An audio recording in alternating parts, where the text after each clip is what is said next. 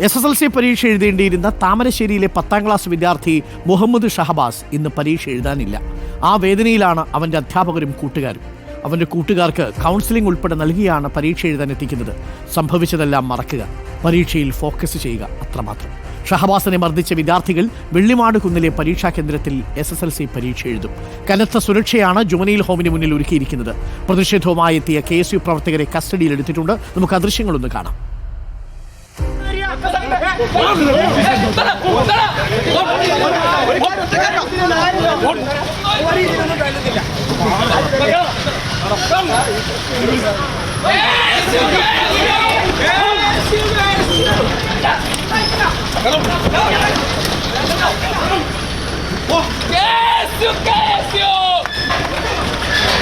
രാവിലെ നടന്ന പ്രതിഷേധത്തിന്റെ ദൃശ്യങ്ങളാണ്. കുറച്ച് KSU പ്രവർത്തകർ മാത്രമാണ് ഉണ്ടായിരുന്നത്. അവരെ പോലീസ് ബലം പ്രയോഗിച്ച് അവിടെ നിന്നും നീക്കിയിട്ടുണ്ട്.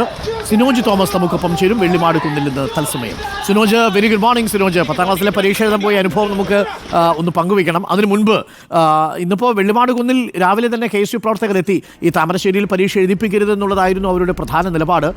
ഇപ്പോൾ സർക്കാർ ഇത് കേട്ടു. പോലീസിന്റെ റിപ്പോർട്ടിന്റെ അടിസ്ഥാനത്തിൽ പരീക്ഷാ സെക്രട്ടറി അവർക്ക് പുതിയ പരീക്ഷാ കേന്ദ്രം അനുവദിച്ചു കൊടുത്തു, ജസ്റ്റിസ് ജുവനൈൽ ഹോമിൽ.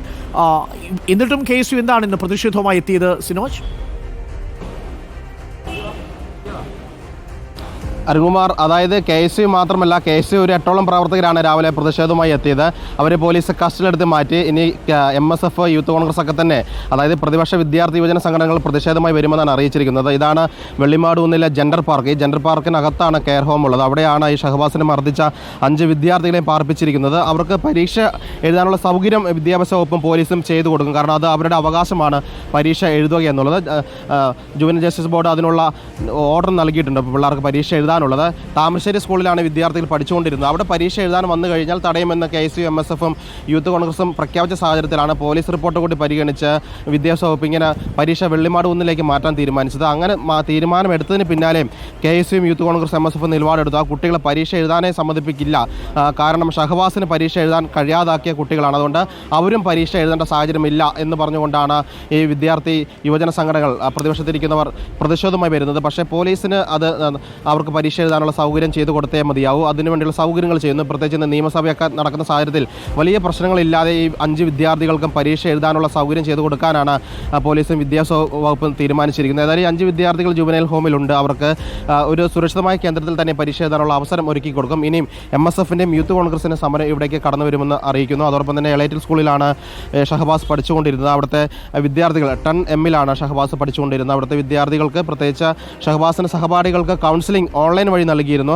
ഈ സ്റ്റഡി ലീവ് ആയതുകൊണ്ട് തന്നെ കുട്ടികളെ നേരിട്ട് വിളിച്ചു വരുത്താൻ അധ്യാപകർക്ക് സാധിച്ചിരുന്നില്ല. അവരെ ഓൺലൈൻ വഴി അധ്യാപകർ കണ്ടു, സംസാരിച്ചു എന്നാണ് പറയുന്നത്. അതോടൊപ്പം തന്നെ ചില വിദ്യാർത്ഥികൾ വീട്ടിൽ പോയി അധ്യാപകർ നേരിട്ട് കണ്ട് അവരെ മാനസികമായി ധൈര്യപ്പെടുത്തിയിട്ടുണ്ട്. ഇന്ന് മലയാളം പരീക്ഷയാണ്, എല്ലാ കുട്ടികളും പരീക്ഷ എഴുതാൻ വരാൻ വേണ്ടി പറഞ്ഞിട്ടുണ്ട്. 1036ഓളം കുട്ടികളാണ് ആ എളേറ്റിൽ സ്കൂളിൽ 10ാം ക്ലാസ് പരീക്ഷ എഴുതുന്നത്. അത്രയും കുട്ടികൾ ഇന്ന് അവിടെ പരീക്ഷ എഴുതാൻ വരികയും ചെയ്യുന്നുണ്ട്. ഏതായാലും ഇവിടെയും താമരശ്ശേരി സ്കൂളിൽ ഉൾപ്പെടെ പോലീസ് സുരക്ഷ ശക്തമാക്കിയിട്ടുണ്ട്. അധികം പോലീസുകാരാണ് പരീക്ഷ എഴുതുന്ന JJ ഹോമിലേക്ക് എത്ര ദൂരമുണ്ട് ഇപ്പോഴുള്ള ഈ കെയർ ഹോമിൽ നിന്ന്?